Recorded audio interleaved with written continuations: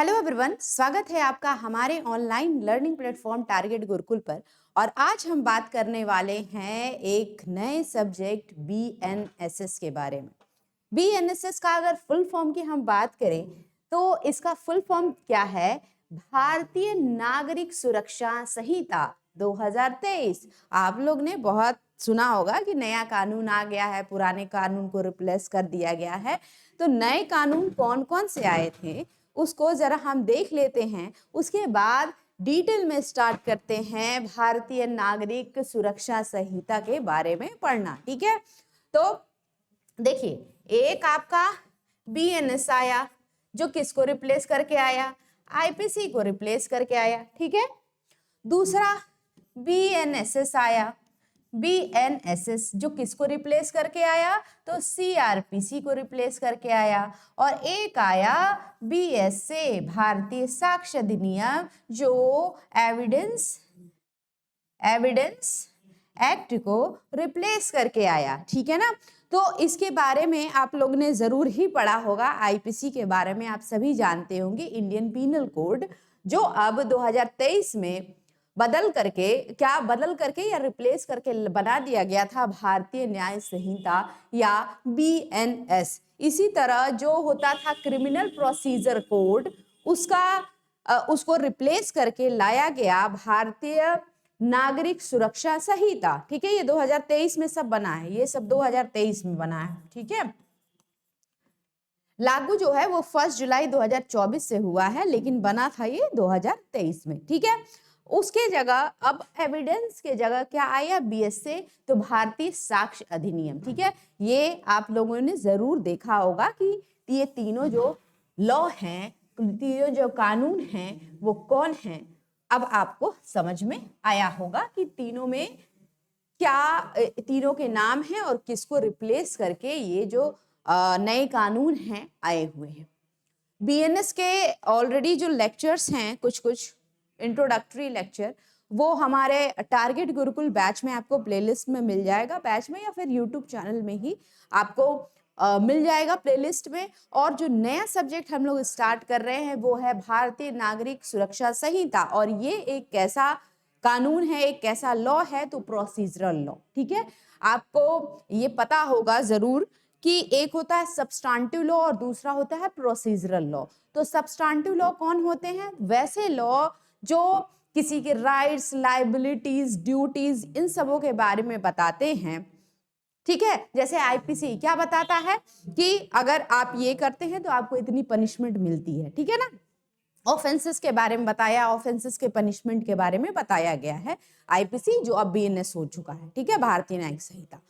उसको कैसे लागू करवाना है, प्रोसीजर कैसे उसको जो है लागू करवाना है, या फिर एक ग्राउंड लेवल पे कैसे ले जा करके चीजों को सुनिश्चित करवाना है कि वो चीजें अश्योर हों, जो राइट्स लायबिलिटीज दी गई है उसको कैसे किसी को पारित करवाना है या दिलाना है, ये बात आपको कौन बताती है? इसकी प्रक्रिया कौन आपको बताता है? तो वो बताता है बीएनएसएस, यानी कि भारतीय नागरिक सुरक्षा संहिता। ये प्रोसीजरल कोड है, एक प्रक्रिया बताता है। और ये किस चीज को डील करता है? तो जितनी भी क्रिमिनल सारे सब्सटेंटिव लॉ होते हैं ना, उनका प्रोसीजर कैसे होगा वो बताता है भारतीय नागरिक सुरक्षा संहिता, जो पहले क्रिमिनल प्रोसीजर बताया करता था। ठीक है, चलो, आई होप अब यहां तक आपको समझ में आ गया होगा, इसमें कोई भी दिक्कत नहीं होगी कि क्या करता है ये कानून। ओके, चलिए अब थोड़ा इंट्रोडक्टरी पार्ट हम लोग जान लेते हैं। देखिए, कमेंसमेंट अगर देखें इसकी, तो शुरुआत कब से हुई? ठीक, ये देख लेते हैं। Commencement and extent of the संहिता, मतलब संहिता का प्रारंभ और विस्तार कब से हुआ, ये हम जानते हैं। तो जो सेक्शन 1 है, यानी कि धारा 1 clause 1, section 1 clause 1, BNSS act में बी कॉल्ड, मतलब इस एक्ट को किस नाम से जाना जाएगा ये बताता है धारा 1 का उपधारा 1। ठीक है ना, मतलब सेक्शन 1 का क्लॉज 1 ये बताता है कि इस जो कोड है, ये जो कानून है, लॉ है, इसको किस नाम से जाना जाएगा? भारतीय नागरिक सुरक्षा संहिता 2023 के नाम से। अब नाम तो आपको पता चल गया, ये कब बना और कब लागू हुआ ये भी आपको बहुत जानना जरूरी है। और जो बच्चे जुडिशरी, एपीओ या फिर अन्य कंपटीशन की जैसे पुलिस वगैरह की प्रिपरेशन करते हैं तो उसमें कमेंसमेंट से भी डायरेक्टली क्वेश्चन देखने को मिल जाता है। ठीक है, अगर लॉ स्टूडेंट हैं आप तो कमेंसमेंट तो जानना ही चाहिए, कमेंसमेंट कब है, इन्फोर्समेंट डेट कब है। तो अगर बात करें इसके कमेंस होने की तो ये 25/12/2023 को ये कमेंस हो गया था, मतलब इन्फोर्स हो गया था। ठीक है ना, इन्फोर्स नहीं, इनेक्ट हो गया था, इनेक्ट हो गया था, बन के तैयार हो गया था। प्रेसिडेंट का इस पे असेंट मिल गया था, प्रेसिडेंट की इस पे सहमति मिल गई थी 25/12/2023 को। लेकिन ये लागू कब हुआ? लागू हुआ 1 जुलाई 2024 को। तो ये डेट आपको एकदम याद रखने की जरूरत है। ओके, अब नाम देख लिया, कमेंसमेंट देख लिया, अब ये देखना है कि ये जो कोड है ये किस किस जगह पे लागू होता है, यानी इसकी क्षेत्रीय सीमा क्या है, टेरिटोरियल एक्सटेंट क्या है। तो देखिए, according to section 1 clause 2 of BNSS previous section provisions of, मतलब कि इसके प्रावधान जो है संहिता के कंटेंट जो चैप्टर 9, 11 एंड 12 में है ये अप्लाई नहीं होंगे। याद रखिएगा, चैप्टर यहाँ रोम लिखा हुआ है, उसमें मैं लिख देती हूँ हिंदू अरेबिक में। ठीक है, 9, 11 और 12 ये चैप्टर लागू नहीं होंगे, अप्लाई नहीं होंगे। कहाँ पे? तो भाई स्टेट ऑफ नागालैंड और ट्राइबल एरियाज पे, मतलब नागालैंड और आदिवासी क्षेत्र में बीएनएस का चैप्टर 9, 11 और 12 अप्लाई नहीं होगा। ठीक है ना। अब देखिए आगे क्या कह रहा है कि द कंसर्न्ड स्टेट गवर्नमेंट, मतलब नागालैंड और उसके पहले कौन सा था, किस जगह लागू नहीं होगा, नागालैंड और जो भी ट्राइबल एरियाज होंगे, ठीक है ना, वहां की स्टेट गवर्नमेंट के बारे में बात कर रहा है। क्या बात कर रहा है जरा देखिए, कह रहा है कि the concerned state government has been empowered to apply और all the provisions of this संहिता to any part of the state और सच ट्राइबल एरियाज। हालांकि नागालैंड और ट्राइबल एरियाज के लिए चैप्टर 9, 11 और 12 को मना किया गया है कि अप्लाई नहीं होंगे, लेकिन अगर वहां की स्टेट गवर्नमेंट चाहती है तो क्या कर सकती है, किसी भी पार्ट पे या किसी भी कंसर्न टेरिटरी में वो इस बीएनएसएस को लागू करवा सकती है। ठीक है ना, कोई दिक्कत नहीं होनी चाहिए आपको। ठीक है, अगर आप इसको अच्छे से पढ़ लेंगे तो आपको बेयर एक्ट भी समझना आसान रहेगा, जो बच्चे बेयर एक्ट जो है वो पढ़ते हैं। अब यहां देखिए क्या कह रहा है कि अकॉर्डिंग टू एक्सप्लेनेशन, जब आप बीएनएस की धारा 1 उपधारा 2 में स्पष्टीकरण देखेंगे तो ये स्पष्टीकरण क्या कहता है के अनुसार आदिवासी क्षेत्र का अर्थ उन क्षेत्रों से है जो 21 जनवरी 1972 से ठीक पहले देखिए, ठीक पहले कह रहा है असम के जनजातीय क्षेत्रों में शामिल थे। जैसा कि छठी अनुसूची के पैराग्राफ 20 में बताया गया है, संविधान के अनुसार शिलोंग नगर पालिका की स्थानीय सीमाओं के अलावा अन्य। अब यहाँ पे देखो जो कह रहा है ट्राइबल एरियाज, कह रहा है ना कि ट्राइबल एरियाज, तो वो आदिवासी क्षेत्र कैसे हम पता लगाएंगे कि किस आदिवासी क्षेत्र के बारे में बात कर रहा है। तो ये वैसे आदिवासी क्षेत्र हैं जो 21 जनवरी 1972 से ठीक पहले असम के जनजातीय क्षेत्रों में शामिल थे। उन ट्राइबल एरियाज के बारे में ये बात कर रहा है जिसमें चैप्टर 9, 11 और 12 अप्लाई नहीं होंगे। ठीक है, चलिए अब आगे बढ़ते हैं हम लोग। केसेस अभी हम नहीं देखेंगे क्योंकि हमको यहाँ प्रोविजन समझना है, क्या सेक्शंस है वो समझने हैं, केसेस आप लोग बाद में भी देख सकते हैं। ठीक है, अब यहाँ पे कुछ इंपॉर्टेंट डेफिनेशन है। धारा 2 जो है वो बात करती है डेफिनेशन यानी कि परिभाषा के बारे में। धारा 1 में आपने क्या देखा कि क्या इस कोड का नाम होगा, किस दिन ये असेंट पाया, सहमति पाया प्रेसिडेंट की, किस दिन ये लागू हुआ और किन किन क्षेत्रों में इसका प्रसार है, ये सारी चीजें देखी गई। ठीक है, एक मिनट।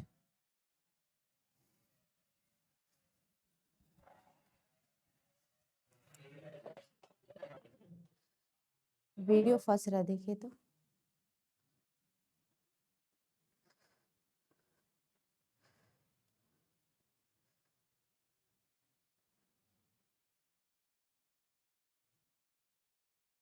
अभी फंसा है पहले से। अभी ही फंसा। वीडियो रुक गया। क्या करें? कर लीजिए। हम्म, दे देना का। ये रिकॉर्ड हो रहा है? हाँ।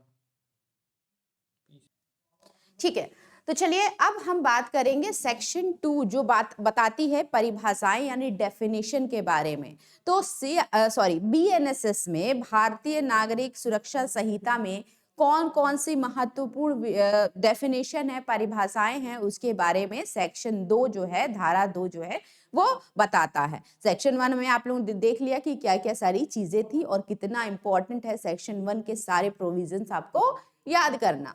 तो चलिए हम इंपॉर्टेंट यहाँ पे देख लेंगे। यहाँ पे तो बहुत सारे जो है डेफिनेशन दिए हैं, लेकिन इंपॉर्टेंट क्या है एक एक करके हम देखेंगे। पहले ये ओवरव्यू ले लीजिए कि किसमें क्या क्या दिया है।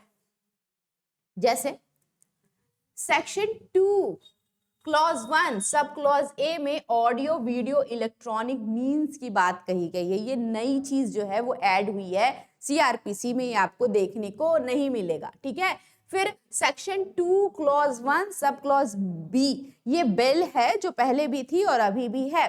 फिर उसके बाद section 2 clause 1 sub clause C bailable and non bailable offence क्या होते हैं, जमानती एंड अजमानती अपराध क्या होते हैं, उसके बारे में डेफिनेशन आपको यहाँ मिलेगी। ये अभी भी है और सीआरपीसी में भी गिवन थी। Bail bond 2 clause 1 sub clause D, bond क्या है ये भी बताया गया है।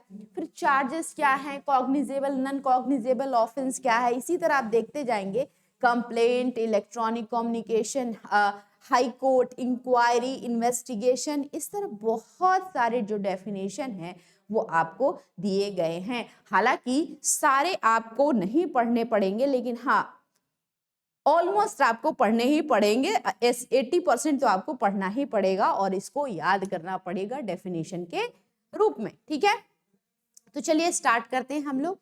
पहला अपना डेफिनेशन जो बात करता है किसके बारे में, ऑडियो वीडियो इलेक्ट्रॉनिक मीन्स के बारे में। मतलब ऑडियो वीडियो इलेक्ट्रॉनिक साधन क्या होते हैं, ये धारा 2 उपधारा 1, ठीक है ना, क्लॉज 1 सब क्लॉज ए में जो है वो गिवन है।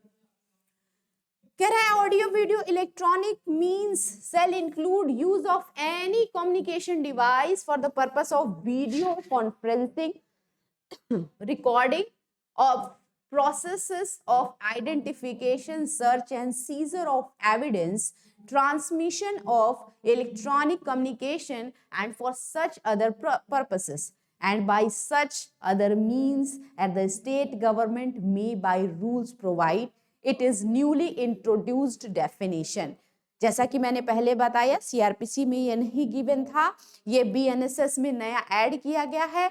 और ऑडियो वीडियो इलेक्ट्रॉनिक का साधन का ये मतलब है कि कोई भी वीडियो कॉन्फ्रेंसिंग आप कर रहे हो, ठीक है ना, वीडियो कॉन्फ्रेंसिंग को एविडेंस के रूप में अगर आप कलेक्ट कर रहे हो, किसी की पहचान जो है वो डिजिटल माध्यम से कर रहे हो, खोज कर रहे हो या जब्ती सीजर कर रहे हो किसी भी इलेक्ट्रॉनिक माध्यम से, तो वो क्या कहलाएगा, ऑडियो वीडियो इलेक्ट्रॉनिक मीन्स कहलाएगा और इसको साक्ष्य के रूप में, एविडेंस के रूप में देखा जाएगा। ठीक है, चलिए अब जो नेक्स्ट डेफिनेशन है वो बेल जमानत। आप लोग ने बहुत सुना होगा कि भाई अगर कोई ऑफेंस कर देता है, पुलिस पकड़ के ले जाती है, किसी के ऊपर चार्जेस लग जाते हैं, तो फिर बेल का जो प्रोसीजर शुरू होता है। तो बेल है क्या, पहले वो देख लेते हैं। इसको section 2 clause 1 sub clause B में जो है वो गिवन है। Bail means release of a person accused or suspected of commission of an offense from custody of law.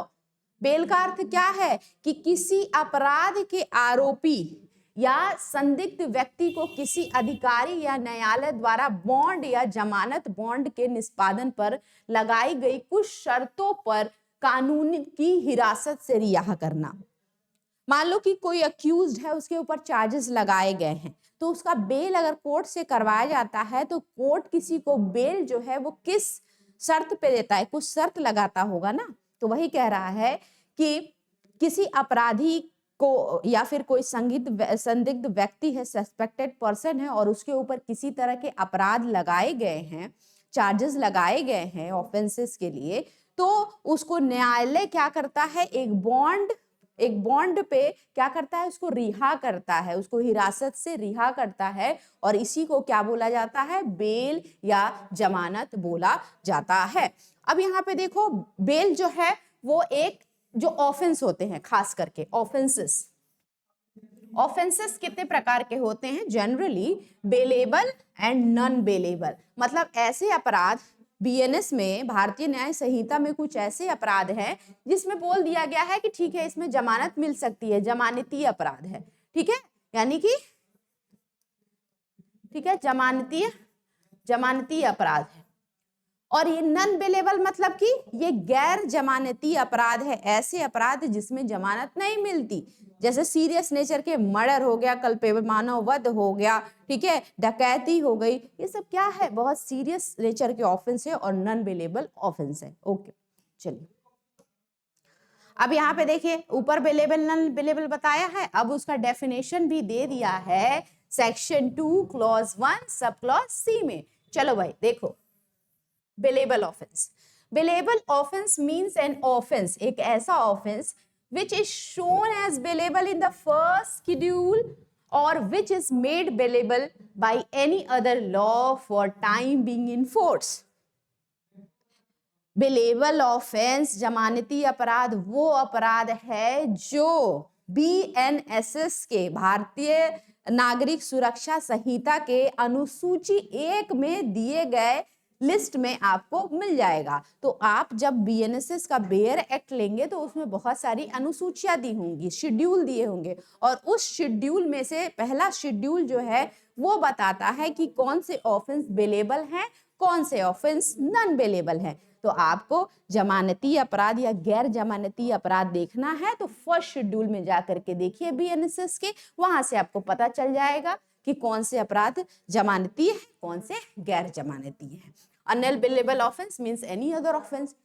Non bailable offence कौन है, तो बेलेबल ऑफेंस को छोड़ करके कोई भी ऑफेंस जो है वो नॉन बेलेबल ऑफेंस है। ये भी आपको शेड्यूल 1 में, अनुसूची 1 में जो है वो देखने मिल जाएगा। ओके, चलिए अब नेक्स्ट डेफिनेशन हम देखेंगे।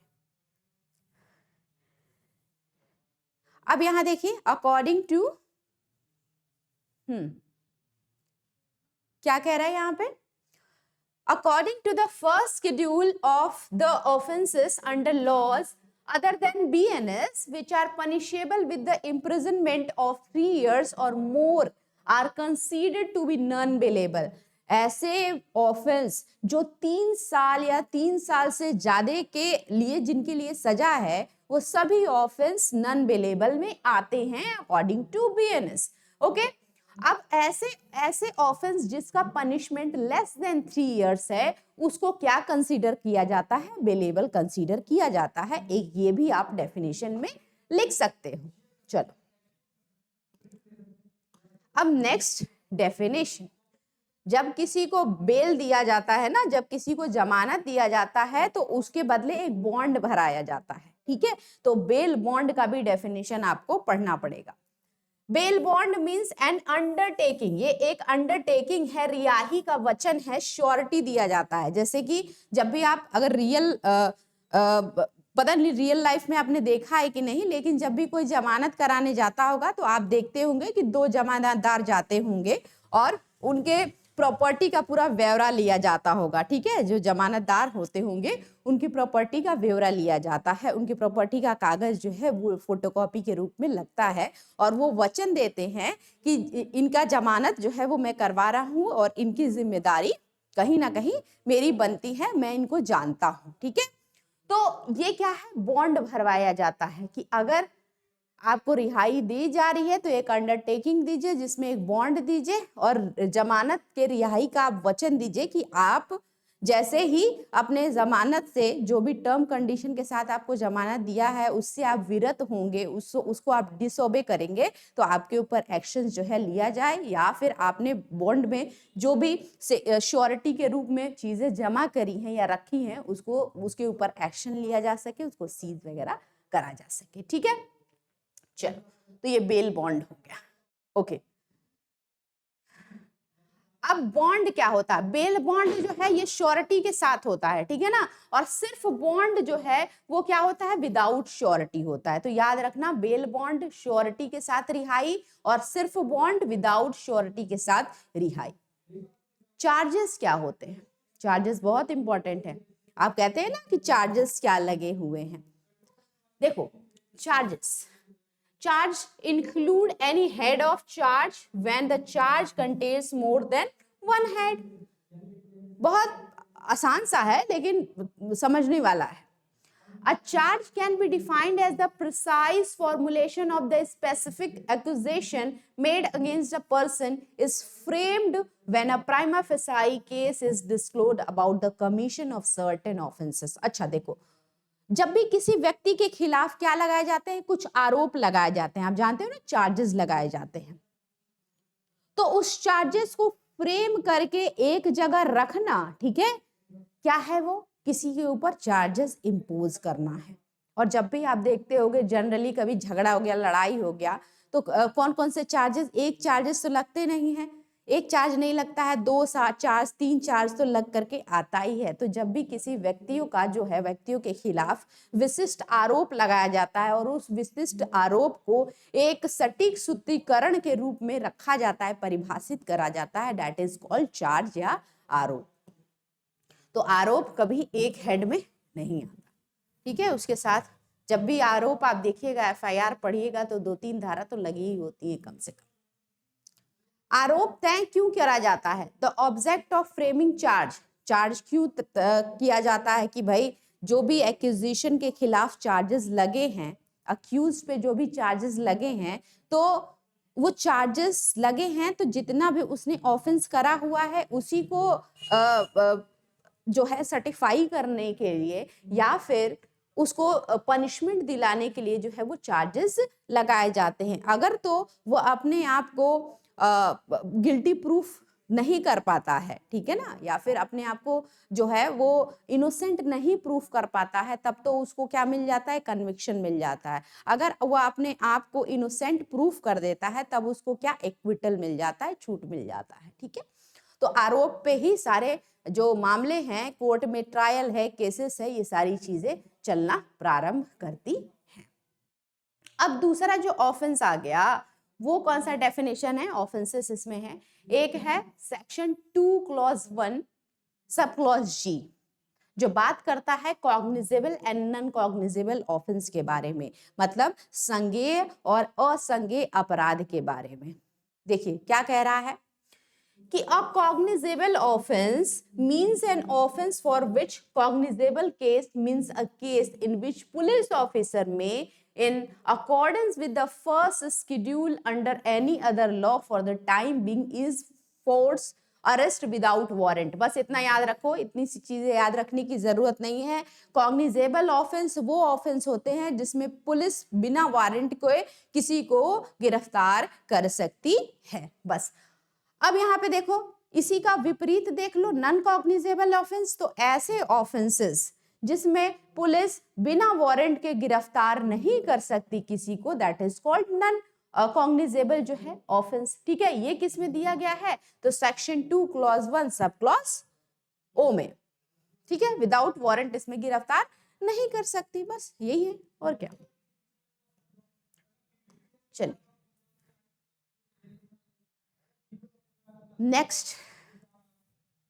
नेक्स्ट क्या है? कंप्लेंट। कंप्लेंट मतलब शिकायत। जब भी किसी के साथ, जब भी किसी के राइट का वॉयलेशन होता है तो वो क्या करने जाता है भाई? शिकायत करने जाता है कंप्लेंट के फॉर्म में। तो देखिए कंप्लेंट किस में दिया गया है? Section 2 clause 1 sub clause H में। कंप्लेंट मीन्स, चलिए हिंदी में देख लेते हैं। शिकायत का मतलब इस संहिता के तहत कार्यवाही करने की दृष्टि से मजिस्ट्रेट पर मौखिक या लिखित रूप से लगाया गया कोई भी, मजिस्ट्रेट पर नहीं, ठीक है, मजिस्ट्रेट के पास होगा, लिखित रूप से लगाया गया कोई भी आरोप है किसी ज्ञात या अज्ञात व्यक्ति ने अपराध किया है, लेकिन इसमें पुलिस रिपोर्ट शामिल नहीं है। कंप्लेंट किसके पास करी जाती है? तो इस संहिता के अंतर्गत, बीएनएसएस के अंतर्गत कंप्लेंट को बताया गया है कि कोई व्यक्ति, ठीक है, किसी के ऊपर जो है एलिगेशन लगा सकता है, आरोप लगा सकता है। वो व्यक्ति अज्ञात भी हो सकता है और अज्ञात भी हो सकता है, ठीक है, उसके बारे में आप जान भी सकते हैं, नहीं भी जान सकते हैं। उसके खिलाफ आप मजिस्ट्रेट के समक्ष जो है मौखिक रूप से या लिखित रूप से अपनी शिकायत जो है वो दर्ज करा सकते हैं। और कंप्लेंट में पुलिस रिपोर्ट शामिल नहीं होता है, क्योंकि डायरेक्टली आप मजिस्ट्रेट के पास इसकी शिकायत करते हैं, फिर मजिस्ट्रेट इसका जो है वो इन्वेस्टिगेशन वगैरह पुलिस से बाद में कराती है। अब यहाँ पे देखिए कंप्लेंट के बारे में यहाँ पे थोड़ा सा एक सिनॉप्सिस फॉर्म में कुछ दिया है, देख लेते हैं। कंप्लेंट जो है वो section 2 clause 1 sub clause H में गिवन है। कंप्लेंट का फॉर्म कैसे होता है, किस फॉर्म में आप कंप्लेंट कर सकते हैं? तो आइदर ओरल आप कर सकते हैं या तो आप रिटन कर सकते हैं, ठीक है। कमीशन ऑफ ऑफेंस, इसमें किस तरह के ऑफेंस हो सकते हैं, किसके किसके लिए कर सकते हैं? तो वो कमीशन ऑफ ऑफेंस कॉग्निजेबल भी हो सकता है और नॉन कॉग्निजेबल भी हो सकता है। पर्सन जिसपे आप कर सकते हैं कंप्लेंट, वो नोन भी हो सकता है, अननोन भी हो सकता है। और किसको ये बनाया, किसके प्रति ये दिया जाता है, किसको दिया जाता है? तो मजिस्ट्रेट को दिया जाता है, मेड टू मजिस्ट्रेट। तो ये आपके लिए आसान हो गया। अब कंप्लेंट करने के लिए क्या क्या चीजें होनी चाहिए, इसेंशियल्स, शिकायत करने के लिए क्या क्या चीजें होनी चाहिए, जरा देख लें। कि आरोप किसी अपराध संज्ञेय या गैर संज्ञेय के गठित होने के बारे में होना चाहिए। तो किसी पे आरोप आप लगाइए, तो वो कॉग्निजेबल ऑफेंस हो या तो नॉन कॉग्निजेबल ऑफेंस हो, उसके लिए आप कंप्लेंट कहाँ पे कर सकते हैं? मजिस्ट्रेट के पास कर सकते हैं। फिर है अपराध ज्ञात भी हो सकता है, ज्ञात व्यक्ति द्वारा भी किया जा सकता है और अज्ञात व्यक्ति के द्वारा भी करा जा सकता है, जिसके लिए आप शिकायत करने जा सकते। किसके पास आप लेके जाएंगे वो शिकायत? मजिस्ट्रेट के पास, ठीक है। और इस सहित पुलिस रिपोर्ट इसमें शामिल नहीं है। तो ये कुछ क्या है, इसेंशियल्स हैं जिसको आप देख सकते हैं। चलिए, डीम्ड कंप्लेंट क्या होता है? Deemed complaint, the general provision is that complaint does not include, आप जानते हैं अभी ऊपर पढ़े हैं कि कंप्लेंट में जो है पुलिस रिपोर्ट इंक्लूड नहीं होती। However according to the explanation, अगर इसका स्पष्टीकरण हम देखें of the Sahita, if after investigation it disclosed that offense is non-cognizable, then the report of police officer will be deemed to be complained, ठीक है।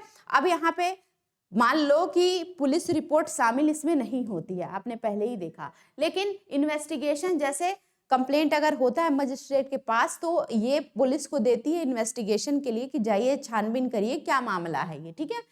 और इन्वेस्टिगेशन अगर पुलिस कर लेती है और उसके बाद डिस्क्लोज्ड होता है कि जो ऑफेंस हुआ था ये एक नॉन कॉग्निजेबल ऑफेंस था, मतलब कि असंज्ञेय अपराध था, मतलब उतना सीरियस नेचर का नहीं था, then the report of police officer will be deemed to be complaint, तब पुलिस ऑफिसर की रिपोर्ट को कंप्लेंट समझा जाएगा। लेकिन अगर वो ऑफेंस जिसके लिए कंप्लेंट किया गया है कॉग्निजेबल निकल के आ रहा है, संज्ञेय निकल के अपराध आ रहा है, सीरियस नेचर का अपराध आ रहा है, तब उसको पुलिस रिपोर्ट नहीं समझा जाएगा। ये याद रखिएगा आप, डीम्ड कंप्लेंट, ठीक है। चलिए, इलेक्ट्रॉनिक कम्युनिकेशन क्या होता है भाई? इलेक्ट्रॉनिक संचार, ये धारा जो है section 2 clause 1 sub clause I में जो है वो गिवन है, जरा देख ले। इलेक्ट्रॉनिक संचार का अर्थ है किसी भी लिखित, मौखिक, चित्रात्मक जानकारी या वीडियो सामग्री को संचारित या स्थानांतरित करना। बस इलेक्ट्रॉनिक कम्युनिकेशन क्या होता है भाई? किसी भी तरह की रिटन, वर्बल, पिक्टोरियल इंफॉर्मेशन या फिर वीडियो कंटेंट को क्या करना? ट्रांसमिट करना या ट्रांसफर कर देना एक जगह से दूसरे जगह by means of electronic device. और इसमें कौन कौन से चीजें इंक्लूड होती है? टेलीफोन, मोबाइल फोन और other wireless communication device, computer, audio video player, camera, हर तरह के इलेक्ट्रॉनिक डिवाइस जो है इसमें इंक्लूड होते हैं। ठीक है, चलो इंक्वायरी क्या होता है? इंक्वायरी पूछताछ, आप लोग ऐसे समझ सकते हैं। सेक्शन 2 क्लॉज 1 सब क्लॉज के में गिवन है। Inquiry means every inquiry other than trial conducted under Sanhita by the magistrate or court। पूछताछ का मतलब मजिस्ट्रेट या न्यायालय द्वारा इस संहिता के तहत आयोजित मुकदमे के अलावा हर जांच से है। मतलब पूछताछ कह रहा है कि इंक्वायरी मीन्स एवरी इंक्वायरी, हर तरह की पूछताछ, लेकिन ट्रायल को छोड़ करके। जब भी केस चलता है कोर्ट में, ठीक है, तो क्या होता है? वो ट्रायल होता है। तो उस ट्रायल को छोड़ करके, मतलब कोर्ट में चल रहे जहां पे जजेस होते हैं, फिर वकील होते हैं, ठीक है, एडवोकेट्स होते हैं, केस चल रहा है, ट्रायल हो रहा है, उसके अलावा जो पूछताछ, उसमें जो पूछताछ हुई उसको नहीं हम लोग इंक्वायरी कहेंगे। उसके अदर जो भी पूछताछ हुई है या इंक्वायरी हुआ है उसको इंक्वायरी में इंक्लूड करते। ठीक, चलो इंक्वायरी क्यों? जैसे इसमें आपका जैसे मजिस्ट्रेट जो है वो बैठते हैं अकेले में और वो बुलाते हैं किसको? तो जिसने आरोप लगाया है उसको बुलाते हैं, या फिर जो पीड़ित है उसको बुलाते हैं और उससे पूछताछ करते हैं। तो वो क्या होता है? ट्रायल का हिस्सा नहीं होता और उसको क्या कहते हैं? इंक्वायरी या पूछताछ कहते हैं। ठीक है, तो ये मजिस्ट्रेट ही करते हैं। इन्वेस्टिगेशन कौन करता है? पुलिस करती है, जांच करती है पुलिस। जब भी कोई भी FIR होता है या फिर किसी भी तरह की कंप्लेंट आती है तो पुलिस क्या करती है? उसमें इन्वेस्टिगेशन करती है। तो देखिए इन्वेस्टिगेशन की जो डेफिनेशन है वो सेक्शन 2 क्लॉज 1 सब क्लॉज 1 में जो है वो गिवन है। 1 नहीं होना चाहिए, यहाँ पे कुछ गलत है, देख लीजिएगा। Investigation includes all proceeding under this Samhita for the collection of evidence conducted by the police. मतलब इन्वेस्टिगेशन में हर एक तरह की प्रोसीडिंग इंक्लूड है जिसमें पुलिस क्या करती है? कलेक्शन करती है एविडेंस का, मतलब साक्ष्यों का वो क्या करती है? कलेक्शन करती है, संग्रह करती है। और यही प्रक्रिया क्या कहलाती है? इन्वेस्टिगेशन या जांच कहलाती है। ठीक है, तो पुलिस की साक्ष्यों के संग्रह करने की प्रक्रिया जो है वो क्या कहलाती है? इन्वेस्टिगेशन कहलाती है। पर्पस क्या है? आप जान रहे हैं कि कलेक्शन ऑफ एविडेंस है और उसी पे सारी चीजें जो है डिपेंड होती हैं। चलिए कि केस जो है वो किस दिशा में जाएगा। नेक्स्ट जो है हमारा वो है ट्रायल। ट्रायल क्या करता है भाई? तो देखिए the term trial has not been defined in the संहिता। तो ट्रायल को कहीं भी डिफाइन नहीं किया गया है इस BNSS में। There can be no universal meaning of the term trial. It can be defined proceeding to determine the guilt of innocence. मतलब ट्रायल का मतलब आप यही समझिए कि ये किसी भी प्रोसीडिंग को बताता है, किसी भी प्रक्रिया को कोर्ट में हो रही उस प्रक्रिया को बताता है जहां पे कोई व्यक्ति जो है वो गिल्टी है या इनोसेंट है, इसका निर्धारण किया जाता है। That is called trial. Okay, चलिए अब ऑफेंस क्या है ये देख लीजिए भाई। आई नो ये थोड़ा सा आपको बल्कि लगेगा, लेकिन डेफिनेशन तो आपको देखना ही पड़ेगा। ओके, बिना डेफिनेशन के आपको जो है ये हेल्पफुल नहीं रहेगा। तो इसी में डेफिनेशन तो आप देख ही लीजिए और याद कीजिए आप सेक्शन खास करके। ऑफेंस जो है अपराध 2 क्लॉज 1 सब क्लॉज Q में बात किया गया है। एंड ऑफेंस मीन्स, ऑफेंस का मतलब क्या होता है?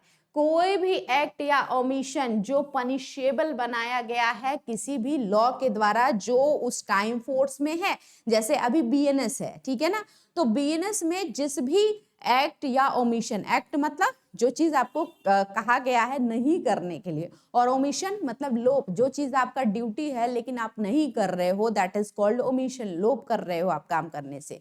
तो ऐसा कोई भी चीज, एक्ट और ओमिशन जिसको पनिशेबल बनाया गया है किसी भी लॉ के द्वारा जो उस समय चल रहा हो, ठीक है, वो क्या कहलाता है, ऑफेंस कहलाता है, ठीक है, और वो पनिशेबल होता है, ये सब आप जानते हैं।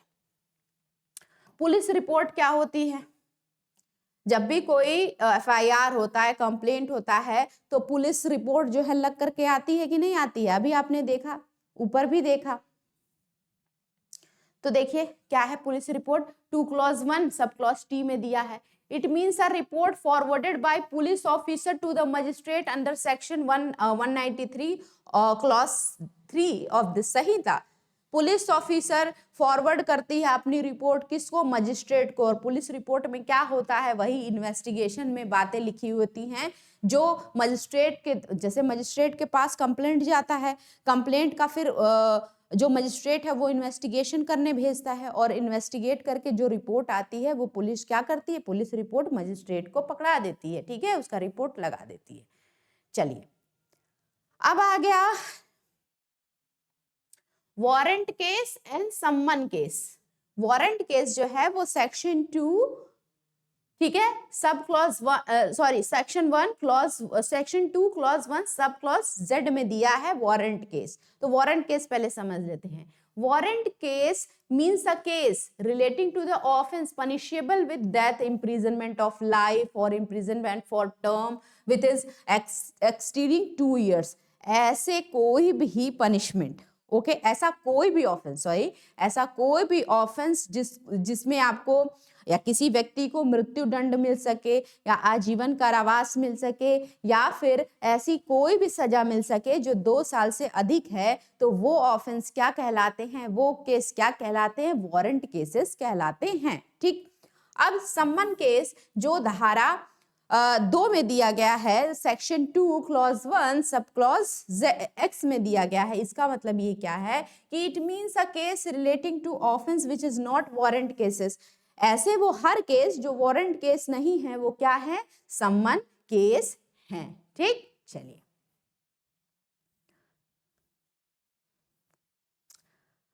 अब यहाँ पे एक लास्ट डेफिनेशन है विक्टिम का। विक्टिम, विक्टिम कौन होता है, पीड़िता या पीड़ित कौन होता है, ये section 2 clause 1 sub clause Y में जो है वो डिफाइन है। विक्टिम मीन्स अ पर्सन, देखिए हिंदी में देख लेते हैं, पीड़ितों का मतलब उस व्यक्ति से है जिसे उस कार्य या चूक के कारण कोई हानि या चोट हुई है जिसके लिए आरोपी व्यक्ति पर आरोप लगाया गया है। अभिव्यक्ति पीड़ित में उसके अभिभावक या कानूनी उत्तराधिकारी भी शामिल है। पीड़ित का मतलब क्या है, ऐसा कोई भी व्यक्ति जिसको किसी दूसरे व्यक्ति के एक्ट या लोप से, मतलब एक्ट या ओमिशन से उसको हानि हुआ है, वो व्यक्ति क्या कहलाता है, पीड़ित व्यक्ति कहलाता है। ठीक है, और चलिए इसको आप लोग देख लीजिएगा। अब चेंज इंट्रोड्यूस, कौन कौन से चेंजेस इसमें हुए हैं, तो ऑडियो वीडियो इलेक्ट्रॉनिक मींस नया ऐड हुआ है इसमें, बेल नया डेफिनेशन ऐड हुआ है बीएनएसएस में, ये सीआरपीसी में नहीं था।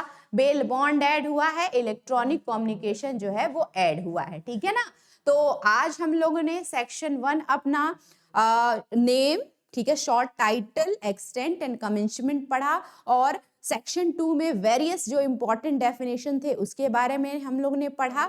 जो हमारी नेक्स्ट वीडियो आएगी वो आएगी सेक्शन एप्लीकेबिलिटी ऑफ संहिता, मतलब संहिता की प्रयोज्यता के बारे में। सेक्शन 4 से हम अपने नेक्स्ट वीडियो में नेक्स्ट टॉपिक स्टार्ट करेंगे पढ़ना। ठीक है, तो आई होप ये लेक्चर आपको समझ में आया होगा, बीएनएसएस जो है वो आपको समझ में आया होगा। आप लोगों में से बहुत सारे लोग सीआरपीसी पहले पढ़ चुके होंगे, तो सीआरपीसी से कंपेयर करके आप इसको पढ़ सकते हैं। अगर नया नया पढ़ रहे हैं बीएनएसएस तो आप सिर्फ इसी वीडियो पे रिलाई कर सकते हैं और अपनी नई बेयर एक्ट से आप पढ़ाई कर सकते हैं। ठीक है, तो अगर आपका ये हमारा प्रयास आपको अच्छा लगता है तो आप हमारे चैनल को सब्सक्राइब कर सकते हैं, लाइक और शेयर कर सकते हैं। ठीक है, तो आज के लिए इतना ही, मिलते हैं नेक्स्ट क्लास में, तब तक के लिए धन्यवाद।